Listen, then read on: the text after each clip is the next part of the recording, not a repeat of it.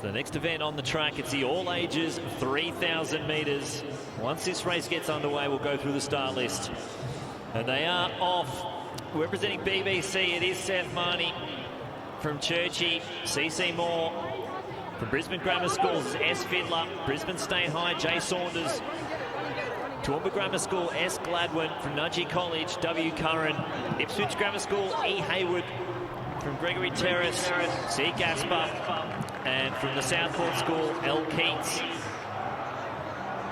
That's the 1,500 metre record holder, Seth Marnie, straight to the lead to take control of this race.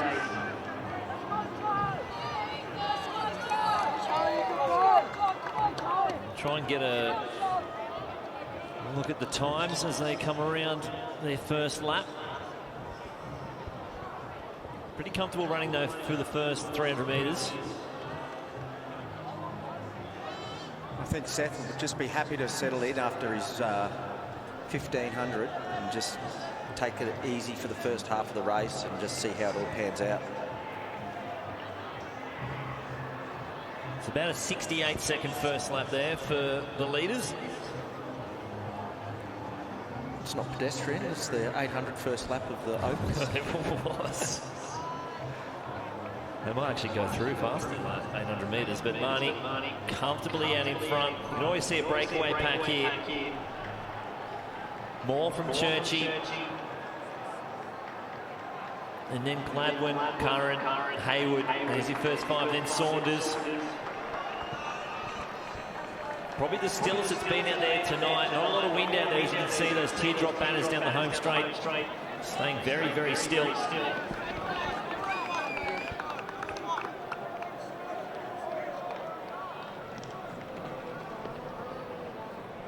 They look pretty comfortable at the moment. I think they're going to bide their time and just go along with it. It's a handy record for this one. It's done in 2021. Charlie Sprott at Brisbane Grammar School, 8:26.34. Yeah, I don't think they'll threaten that record tonight, do you? No, I don't. I can see... well, these first three are pulling away from the rest of them. The pace has got a bit hotter, but it's a handy time. I think they're more than capable of doing it, but just maybe not tonight. Yeah, I like what Will Curran's doing. He's just sitting in and he'll just let them take the pace up. And, you know, he's a bit younger than them, but I think he runs well over cross country, so 3,000 metres suits him. And Moore doing a great job, just sitting on the right shoulder of Marnie as they come through the first kilometre. 2:52, I think it was.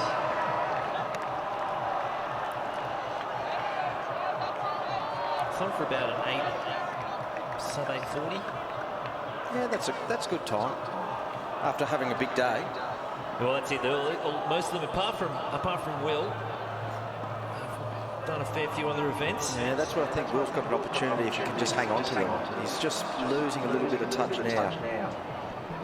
But this will suit Seth. You just stay relaxed and just keep ticking over and keep the pace even. He looks very, very comfortable at the moment. What would you do between the 15 and the 3,000 metres? Not a lot. I mean, you'd still have a little bit of a warm down, try and have something to eat and drink. I mean, the schools probably have masseurs there, have a little rub, and then you get back out, and the crowd gets you over the line, really. I mean, you're dead tired, your legs are heavy, but when you're running for your school and in front of this crowd, you can lift.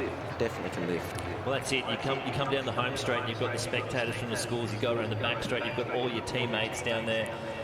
And it can be, when you're in a big stadium like this, it can be a bit of a vacuum. There can be moments where there's just dead silence, but with the crowd on both sides, I think it's plenty to sort of keep them going around and around. Yeah, I mean, this stadium's very daunting. It's so big. You start at you look over from the start line to the 200 and think, oh my goodness, that's a long way. But you know, when you've got the crowd all the way around the track, you've got people cheering you, you continue to just keep driving. And that's what they're doing now. They're just ticking the laps off, and he looks really comfortable. Well, I think this is the best thing for Seth as well, with Moore behind him. from Churchy, these two working together. It's just keeping him in check. He's in, he might, if he feels like he's going to fall off the pace, the guy's hot on his heels, and this is great from Moore too. Yeah, he's running the perfect race. I mean, you just got to get through the first half and then see what happens after that. But I mean, interesting at the back, towards the back of the field, these points are going to count too, especially after the relays of what's happened, and Nudgee and Ipswich Grammar being so close together in points. Well, that's it, and with Curran sitting there in third place, Ippy is only 2 spots behind, and it doesn't matter how big the gap is, it's the places. Yeah, it's critical. They're critical points, so you know, we might be looking at the front of the field to look at these first two, but it's just as important back here. Well, that's Haywood and Gladwin having that battle for 4th and 5th at the moment. Looks like Moore's really, he wants to get onto the shoulder of Marnie. He's got a really wide arm carry too, so he's making him go right to the outside. Yeah, he looks comfortable. His stride's nice. He looks relaxed. So I think he looks pretty good still. So he's putting a bit of pressure on Seth. Be a bit different from his 1500 this morning. So they're almost side by side now. Moore might just be having a slight lead. Start picking up some athletes from the back of the pack too. Curran, he's let them go. He's sort of in no man's land here now. He's just going to have to tick those laps off as well. Marnie responds. No, he's got himself back into the lead. Yeah, I think he'd like to control it. Just control the pace where he feels comfortable. But he's not going to have it his own way.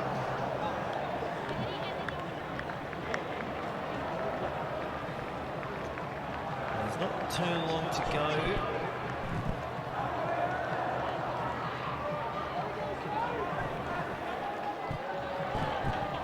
600 metres to go? There should be 600 metres to go here for our athletes. Oh, here we go.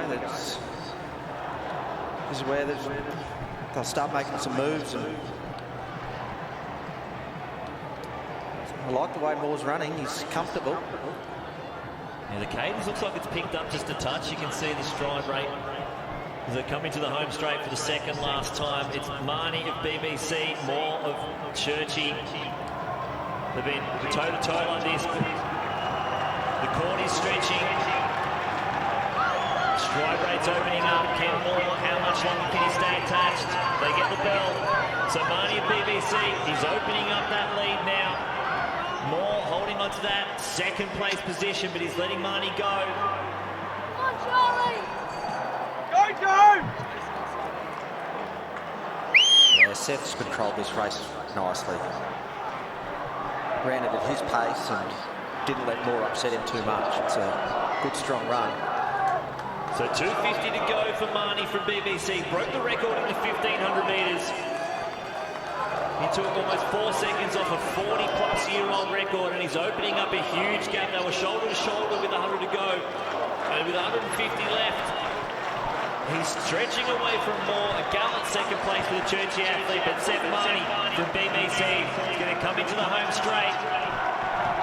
He's going to get close to that record too. Actually, might be pretty close. 8:26. 8:26.34 is the record.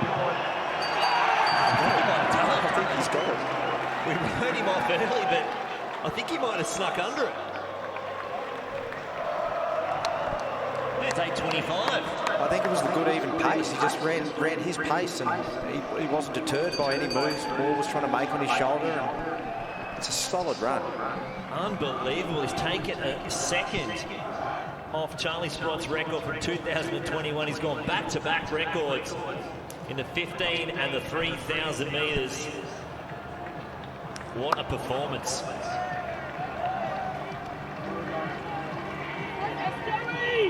That's my king!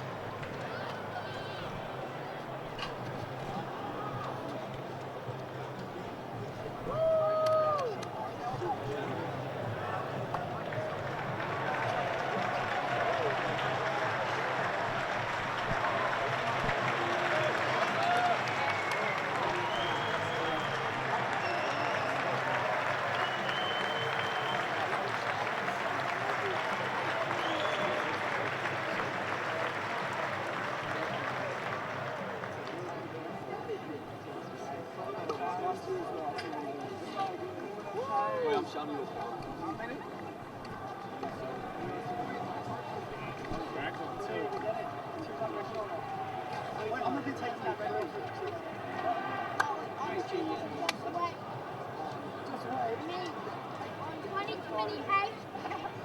here we come.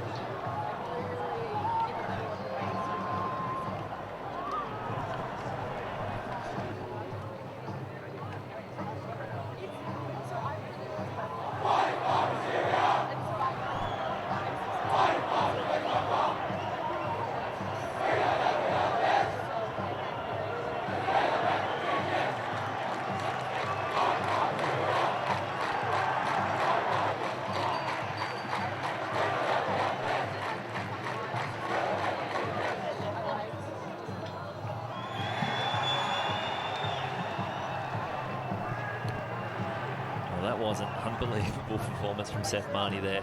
2 records on the day. And it's only the 4x1s left. 5 more races on the program. So about 10 minutes away from the